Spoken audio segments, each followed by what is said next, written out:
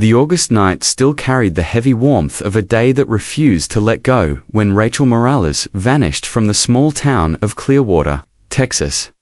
With a population barely over 3,000, it was the kind of place where evenings were, usually filled with little more than the hum of cicadas, porch lights glowing faintly, and the occasional truck rattling down the main road. But on that night in 2010, as the quiet hours pushed toward midnight, something happened that would fracture the town's peace for years to come. At just 22, Rachel was a bright nursing student, known for her gentle nature and determined spirit. After leaving a modest gathering of friends, she drove off in her silver Mazda 6, her brown hair catching the dim light as she waved goodbye for the last time. Witnesses later recalled how her car eased into the darkness, headlights slipping along the empty road that wound toward Old Pine Bridge, a wooden span over the Trinity River. A fisherman claimed he saw those lights for a moment, glinting between the trees, before they disappeared into the shadows. From that instant, Rachel was gone, and Clearwater was never the same again. What truly happened to Rachel Morales in those final minutes after she left her friends behind? Was her fate sealed by an accident on the lonely road to the river, or was someone else waiting in the dark? If you want to uncover the answers to these haunting questions, make sure you like this video, subscribe to my channel, Unscripted Tales, and help us reach 5,000 likes so we can continue telling stories where truth hides in the shadows. On the evening of August 14th, Rachel had joined several classmates for a late summer get-together at a small house on the edge of town. It was nothing extravagant, a handful of close friends, quiet music playing from an old speaker, and the smoky aroma of grilled food lingering in the warm air. Friends later recalled that Rachel had not touched alcohol that night. She laughed easily, spoke kindly, and seemed content, though a little restless, glancing down at her phone now and then, as though reminding herself not to stay too late. As the hour neared midnight, she gathered her things, said her goodbyes, and stepped out into the still night. The streets were nearly silent as her shoes tapped softly against the pavement. The silver Mazda waiting like a faithful companion under the glow of a single streetlight. Driving away from the neighborhood, Rachel steered onto the state road that curved toward her home. The August sky stretched black and cloudless, the trees leaning inward as if to close off the path. Streetlights were scattered and sparse, their dim halos swallowed quickly by the shadows. Around 11:55 p.m., her mother Alina sent her a short message, "Where are you?" The text reached Rachel's phone but went unanswered. By midnight, a few men fishing along the Trinity River later swore they saw headlights crest the approach to Old Pine Bridge. They described the sound of tires against its weathered planks, an echo that carried across the dark water before fading into silence. No one saw the Mazda emerge on the far side. That was the last trace of Rachel Morales alive. The bridge, the river, and the stillness of that summer night had consumed both the car and the young woman inside, leaving behind nothing but unanswered questions and a town about to be torn open by loss. As dawn broke over Clearwater the following morning, the town stirred as usual, but inside the Morales home, worry had already taken hold. Alina Morales had spent the night waiting for her daughter's return, calling again and again, only to hear the hollow ring of a phone that was never answered. By 6 o'clock, she could no longer sit still. She called her son Daniel, her voice trembling as she told him that Rachel had not come home.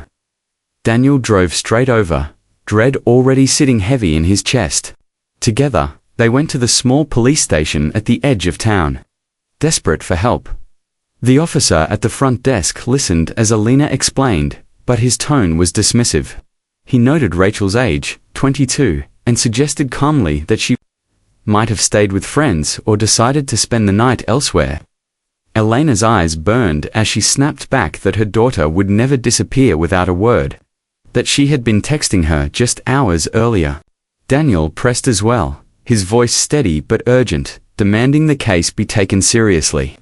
The argument drew the attention of Police Chief Mark Ellison, who reluctantly agreed to open a missing persons file.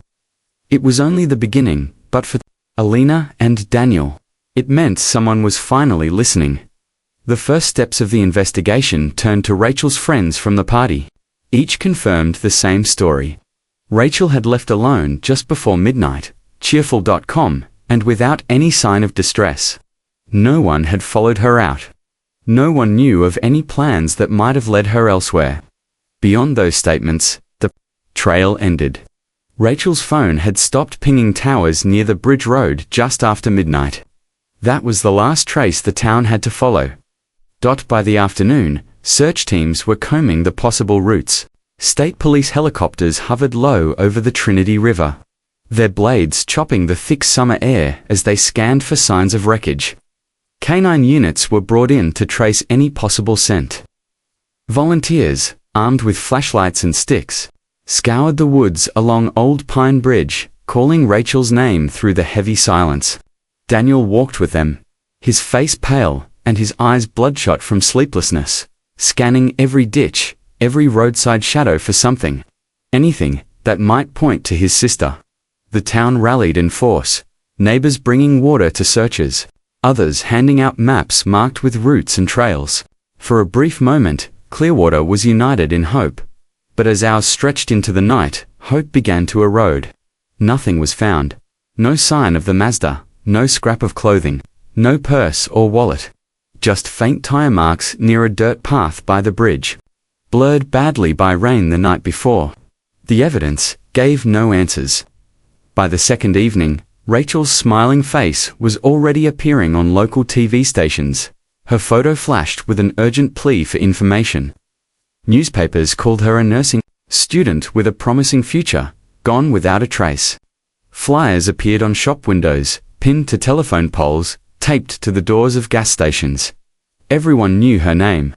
Everyone saw her face, yet with the attention came whispers. Some suggested that Rachel had left town under her own choice, worn down by school and responsibility. Others pointed to her ex-boyfriend, Kyle Benton, recalling public arguments and temper. A few brought up Gerald Pike, an elderly neighbor who had once clashed with the Morales family over his loose dogs.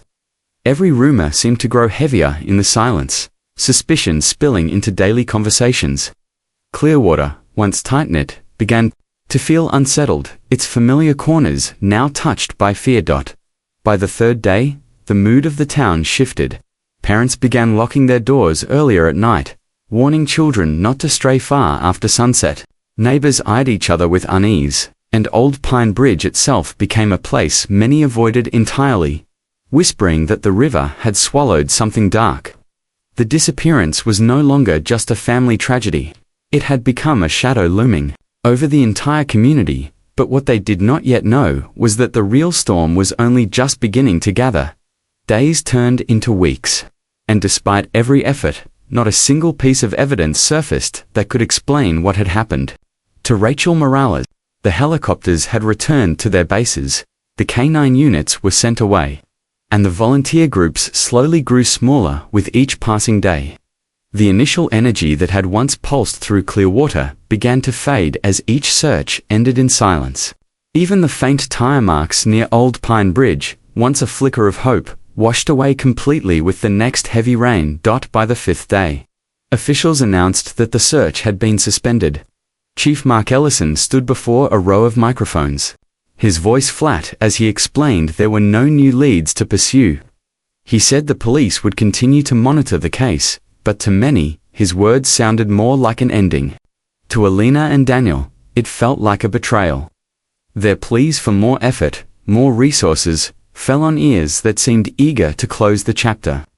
The missing person case was placed quietly among the many unsolved files, its folder resting in a drawer where dust would gather. For the Morales family, however, there was no acceptance. Alina spent her nights writing letters to newspapers across Texas, each beginning with the same line: "Rachel is my daughter, and she deserves to be found." Daniel devoted his weekends to posting flyers, sometimes dozens at a time, across telephone poles, gas stations, and grocery store boards. At times, he would drive far beyond Clearwater, leaving Rachel's photo at highway rest stops in the hope that someone, somewhere, might remember her face. Their persistence kept her name alive. even as the world around them slowly looked away. In the beginning, neighbors spoke her name often, offering support and sympathy. But as months stretched into years, the conversations grew fewer. People grew weary of the story, unsure of what else could be said. At the market, some avoided Alina's gaze, ashamed that they no longer had comforting words to offer. Torn and rain-soaked flyers were quietly taken down by store owners who felt the posters were reminders of a wound that refused to heal. Silence slowly replaced the once united voice of the town. Yet the bridge itself refused to let the memory fade. Old Pine Bridge, weathered and creaking, took on an eerie presence. At night, people swore they heard the sound of tires echoing across its planks, even when no car passed. Parents warned their children not to linger near the river after dark, telling them to remember Rachel. The bridge became less a road and more a ghost, carrying with it the story of the girl who vanished into the water's darkness. Despite the fading interest of the town, Alina and Daniel held to their rituals. Every year on the anniversary of her disappearance, they lit candles at St. Mary's Church, placing Rachel's photo at the front. Alina still wrote her letters, even when no paper published them. Daniel kept a box of freshly printed flyers in his truck, ready to replace the old ones whenever he found them missing. Their grief never lessened, but their determination was the only force keeping Rachel's name from vanishing completely into silence. Clearwater carried on with its routines, but beneath the surface, the loss lingered like a shadow. A young woman was gone, her car never found, her voice silenced, and yet her presence was everywhere. It seemed the river had swallowed her, but the truth was still waiting in the depths, hidden and patient.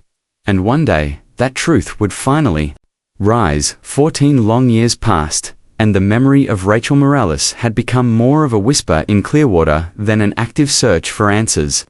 The town grew used to living with the shadow of her disappearance, but Old Pine Bridge never lost its dark reputation. Parents still told their children not to go near the Trinity River at night, and visitors passing through often heard the hushed story of the girl who never came back. Life had moved forward, but beneath the water, a secret waited. In May of 2024, a small volunteer dive team known as River Guardians arrived in Clearwater. Their mission was not tied to missing persons, but to the environment. Founded by two former rescue divers, Jared Coleman and Nate Douglas, the group traveled from town to town, pulling rusted vehicles, old machinery, and trash from rivers across the region. They called it a way to clean nature and restore forgotten waterways. No one in Clearwater expected that their arrival would shake the entire town.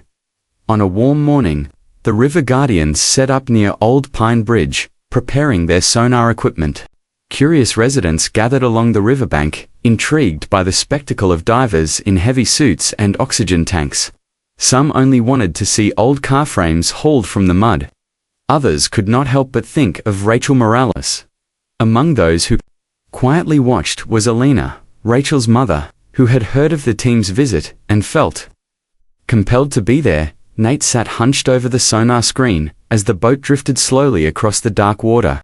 At first, they saw the familiar shapes of old Rex frames buried deep in silt, broken outlines of forgotten vehicles. But then, something else appeared on the screen. A larger shadow with edges too sharp and defined to be dismissed as scrap.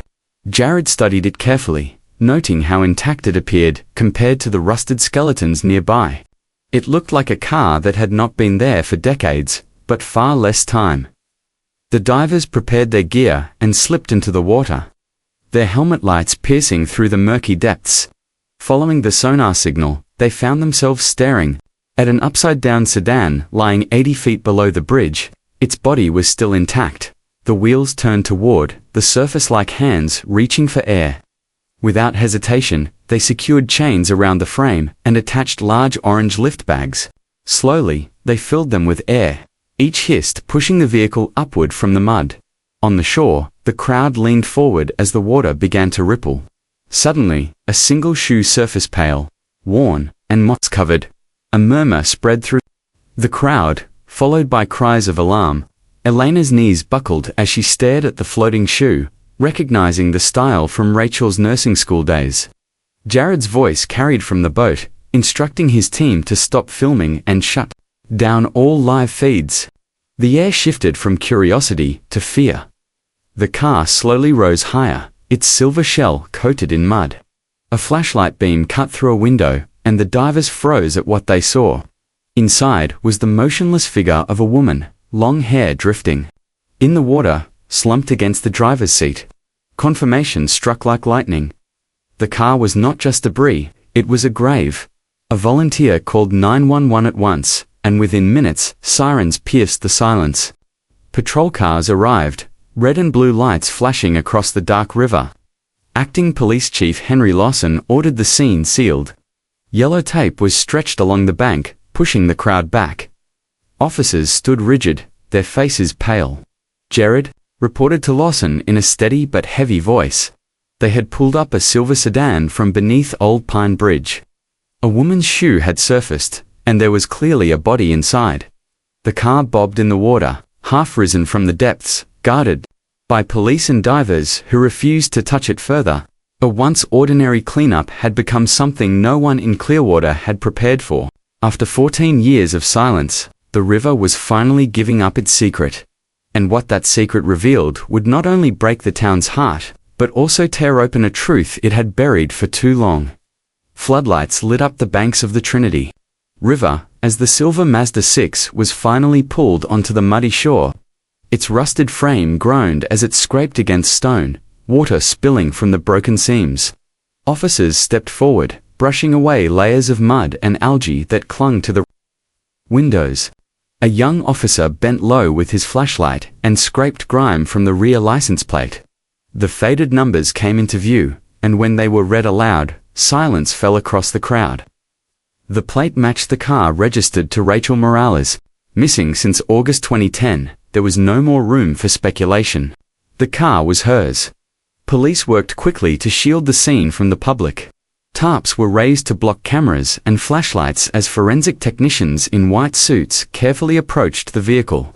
The door was forced open with metal cutters, and a wave of foul, musty river air rolled out, silencing everyone nearby. Inside, the body of a woman was slumped across the driver's seat. Long strands of hair clung to the upholstery, and on the floor lay the remains of a worn leather wallet. Inside it, soaked but still legible, was Rachel's nursing school ID. Alongside it were a few mud-stained family photos and a broken comb. The body was removed and placed into a black bag, carried carefully under the weight of 14 years of unanswered questions. Alina Morales collapsed into Daniel's arms as the sight confirmed what her heart had already known. Her daughter had been here all along, hidden beneath the water they crossed nearly every day. That night, forensic teams worked in a temporary field lab set up by the river. Bone and hair samples were tested against DNA already on file from Alina and Daniel. By early morning, the results confirmed without doubt that the remains belonged to Rachel Morales. 14 years of torment had ended in identification, but with it came an even darker truth. As technicians examined the Mazda, disturbing details surfaced. The windshield bore a star-shaped crack that could not have been caused by drifting into the river. Instead, it matched the impact of a heavy external blow. The rear of the car showed deep dents, sharp and unnatural, consistent with being struck violently from behind. Rachel's bones also revealed fractures, including broken ribs and an injured arm, all sustained shortly before her death.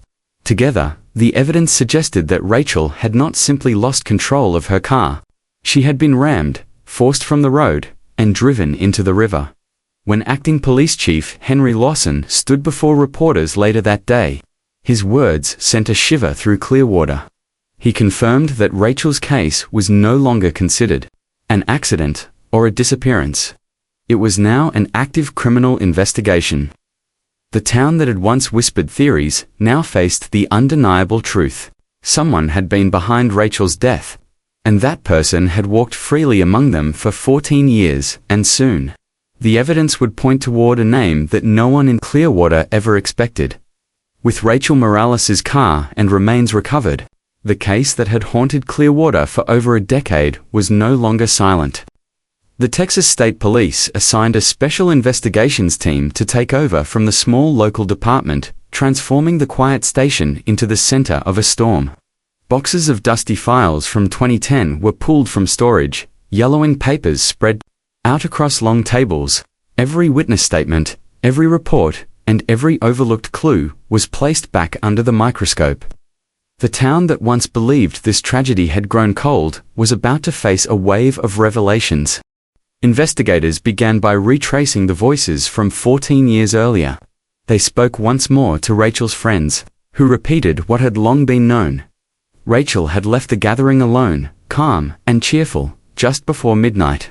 But when they turned to those who had lived near the road leading to Old Pine Bridge, one detail surfaced that had been buried in silence. A woman named Linda Harper, now in her 60s, recalled a memory that had never left her. She told the team that on the night Rachel vanished, she had looked out her window just before midnight and seen a silver sedan driving toward the bridge. But what struck her more was that another vehicle, larger and darker, followed closely. Behind to her, it looked like a pickup truck pressing hard on its tail. Back in 2010, she said, she had told officers about it. They had brushed her off, suggesting it was too dark to be sure. No one had followed up, and she admitted she had stayed quiet out of fear. Her statement suddenly tied to the very evidence forensics had just uncovered. The dents in the back of Rachel's car were not random marks. They were the scars of a larger vehicle forcing it forward. Combined with the shattered windshield and Rachel's broken bones, the image became clearer. Rachel had been chased. She had been rammed, and her plunge into the river was no accident at all. Digging deeper, investigators turned to the physical evidence. Paint fragments collected from the Mazda's bumper 14 years earlier had been catalogued but never properly analyzed due to limited technology. Now, advanced testing revealed the truth. The fragments were dark green, and their chemical makeup matched paint used on a specific model, a 2005 Ford F-150 pickup. This detail alone narrowed the possibilities. But, when the database of registered vehicles from that time was cross-checked, only one such truck existed in Clearwater in 2010. It had been owned by none other than the town's police chief at the time, Mark Ellison. The revelation was staggering, but investigators were not finished. As digital experts combed through old files, they recovered Rachel's text backups from her phone. Among them was a message that had never been properly logged in the case. At 10:58 p.m., less than an hour before her disappearance, Rachel had sent a chilling note to her best friend, Marissa Clark. It read simply, "A truck is following me. I think it is Ellison's. I saw him in my mirror." Marissa had shared this with police at the time, but according to her, an officer dismissed it as not enough evidence to act upon. That note had never been placed into the official record. This was more than a missed clue. It suggested a deliberate cover-up. Investigators pulled the old reports Ellison himself had filed back in 2010. In them, he had written that his personal truck had been sold for scrap to a garage in Houston shortly before Rachel's disappearance. But when state police contacted the garage, the owner flatly denied ever receiving such a vehicle. The paperwork Ellison had submitted was a photocopy with no verification. To the investigators, it was clear Ellison had created false records to hide the fact that his truck was still in his possession during the night Rachel vanished. The deeper they looked, the more the files betrayed the truth. Radar logs from patrol records on August 14, 2010, showed that a dark green F-150 had been recorded passing near Old Pine Bridge just minutes after Rachel had left the party. At the time, because the truck belonged to the chief, the entry was marked irrelevant and buried. Now, with fresh eyes, it became undeniable proof that Ellison's vehicle had been on the very road where Rachel's car disappeared into the water.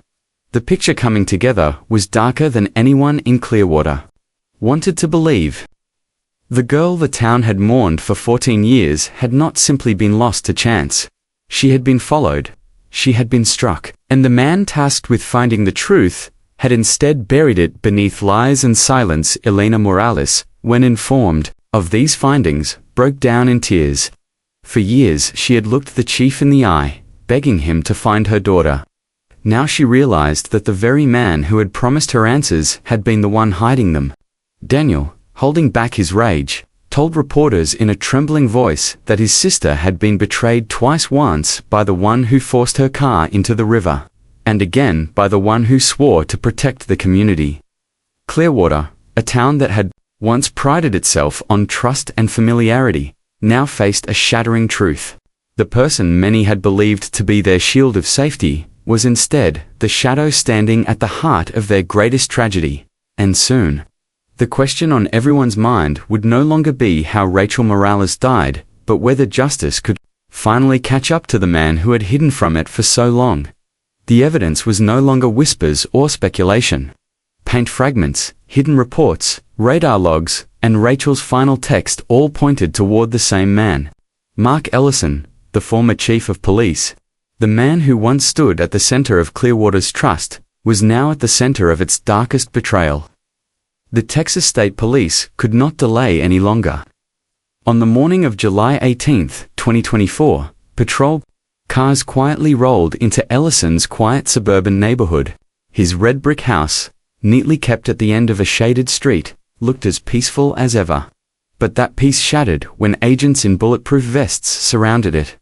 Ellison stepped out onto the porch, his thinning white hair catching the morning sun. He did not resist. He did not protest.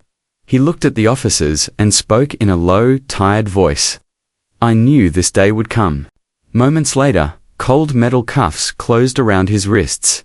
The same hands that once signed off on the case reports, now bound as those of a suspect. Neighbors watched in shock as the man they had trusted for decades was led away into the back of a patrol car. Children who had once waved at him on parades stared wide-eyed, unable to understand why Uncle Mark was now being taken away like a criminal. News spread with the speed of wildfire. Within an hour, media crews swarmed Clearwater, cameras flashing as footage of Ellison's arrest went live across Texas. Reporters called it one of the most shocking cold case breakthroughs in recent history. Headlines blared across screens. Former police chief arrested for 2010 murder of nursing student. The once quiet town was suddenly the focus of a national audience, and everyone wanted to know how a man sworn to protect had become the prime suspect in a crime that haunted a community for 14 years. The reaction across Clearwater was torn in two. At the town square, people gathered in clusters, speaking in disbelief. Some residents could not accept it, recalling how Ellison had once helped recover stolen cattle or comforted families after storms. To them, he had been more than a chief, had been a friend. Others, however, were furious. They remembered the half-hearted searches, the dismissive words, and the years of silence. To them, the betrayal cut deeper than any wound, because it had come from the very man who should have led the fight for justice. At the Morales household, the news broke like a storm. Elena wept as she sat by the shrine she had built for Rachel. In her living room, her voice trembling with both pain and rage. For 14 years he looked me in the eye and told me he was doing everything he could. All that time, he knew. Daniel, standing behind her, clenched his fists as his voice shook with controlled fury. He thought he could bury the truth under the river, but now he will face us in court.